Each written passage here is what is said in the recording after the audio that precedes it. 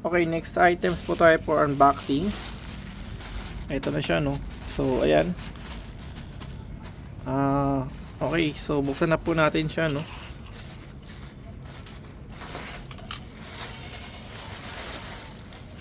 Ayan. So, nakabalto siya ng plastic.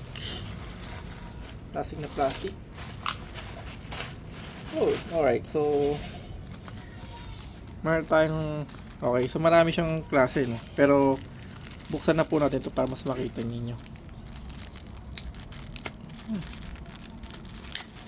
Para mas ma-check natin yung ating items.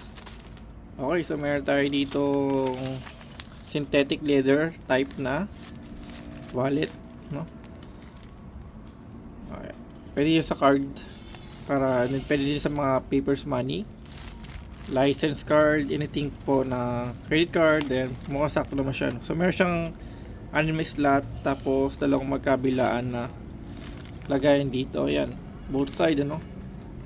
Tapos meron na siyang konting tag dito na parang Tommy Hilfiger. Parang something like that lang siya. So pare-parehas lang po ito, hindi ko nabubuksan, pero at least ito nakita ninyo yung itsura nung